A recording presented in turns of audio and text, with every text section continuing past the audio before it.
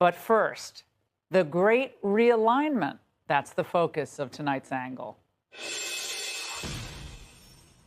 With Republicans about to take control of both the House and the Senate, most Democrats aren't interested in serious soul-searching about how it all unraveled. For a bunch so worried about election denial, they seem to be preemptively questioning the legitimacy of the impending Republican takeover. How concerned are you that the upheaval at Twitter will result in a flood of misinformation, disinformation right before the election?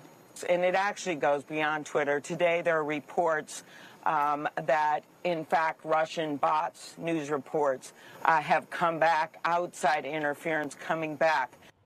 Of course, the regime media, as always, picks up the Democrat baton and runs with it. In the New York Times, it's Russian bots and trolls and interference. Oh, my. Well, think about this. The same group that has been droning on for years about how a vote for them is a vote to protect democracy. Well, we now see what they really meant by that. Democracy only works when they win. Now, we should always assume that our adversaries are mucking around in our system. In fact, a Russian businessman, Yevgeny Prigozhin, today admitted to using social media to influence our elections. And it only stands to reason that China is meddling as well. But it's too sophisticated to get caught, let's face it. But what Biden and his band of reality deniers ignore is this. Neither Russia nor China nor any other foreign countries created the pain that American families are feeling right now from inflation. And they didn't cause the increase in violent crime in New York subways. And I'll tell you, Putin didn't design the sexually deviant curricula polluting schools across America. When more suburban women, Hispanics, African Americans vote Republican, it's not because of some Putin-inspired disinfo lurking on Facebook and circulating on Twitter.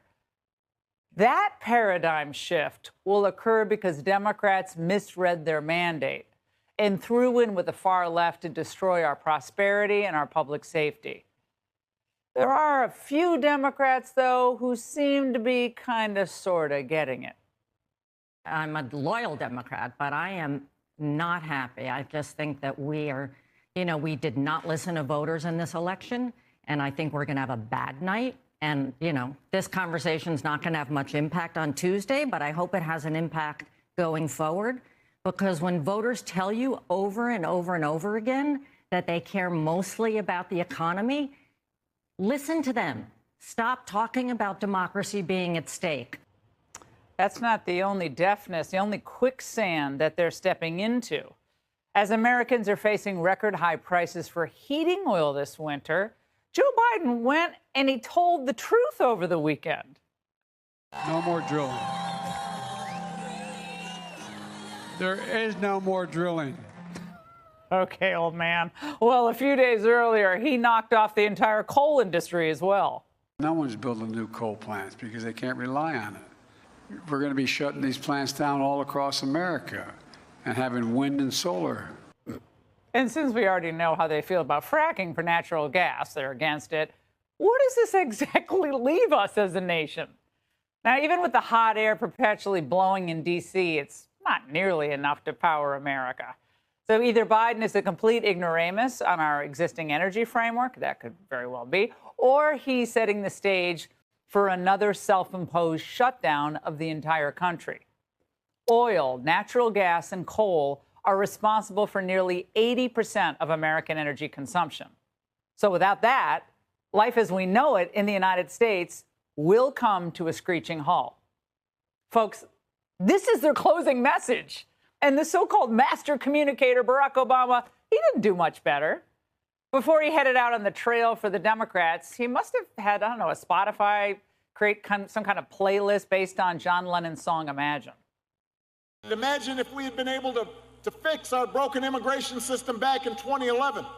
Imagine if we'd been able to pass meaningful gun safety legislation. Imagine if we'd been able to reduce our emissions.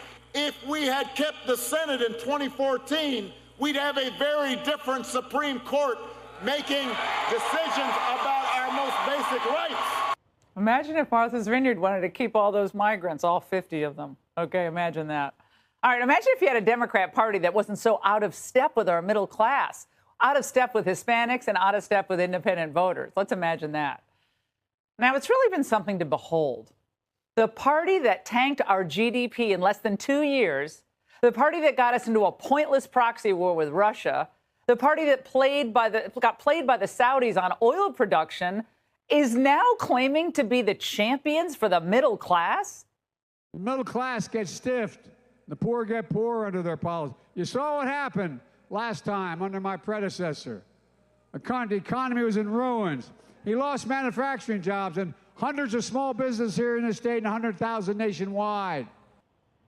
The elocution notwithstanding, liar, liar, pants on fire. Now, under Trump, we had the strongest gains in real median income in over 2 decades. And before the pandemic destroyed everyone's economies, America had the highest GDP growth in the G7. Now we're 6th. And he fought his own party's establishment to get tough on China's trade abuses. But nice try, Joe. Now, let's face it. It's tough to be a Democrat this midterm. The lies, eventually, they catch up to you pretty quickly. And their party's elders, who are about to lose their chairmanships, are getting very cranky. So cranky that they're skipping the race card and going right to the Nazi card. I've studied history all of my life. Okay. I taught history. And I'm telling you, what I see here are parallels to what the history was in this world back in the 1930s. So, Congressman, in Germany, in Italy. It's hard to call someone a Nazi when you're about to go to a luau. It's very hard. Now, this is when you know that the Democrats are just going to get shellacked. When conservatives actually focus on the issues that voters care about, it's now fascist? That's their closing message?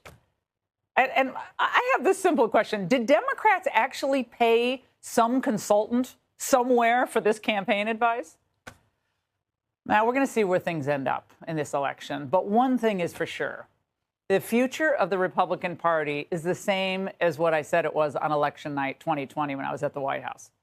The same coalition we saw in Florida back in 2020, a rising populist coalition that takes the solid Republican base and adds more working people, more Hispanic voters, more suburban women, and more people on the coast who are tired of crime and economic chaos. That is getting a lot stronger. Now, for 12 years, ever since the rise of the Tea Party, this coalition has been gaining strength. First, we stopped Obama. Then we defeated Hillary. Then we helped Donald Trump reach the White House. We held together through COVID, through lies, through attacks from the big business community, from the regime media, and now we're competitive all across the country. I hope and I believe that tomorrow will be a great night for the Republicans and the Republic. But we're not finished yet. Americans are ready for peace and prosperity. They're ready for a Congress and a president that works hard and tells them the truth. And that's the angle.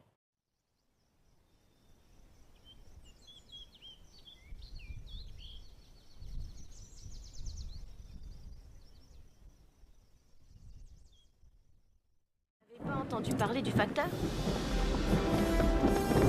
Les nouvelles du Facteur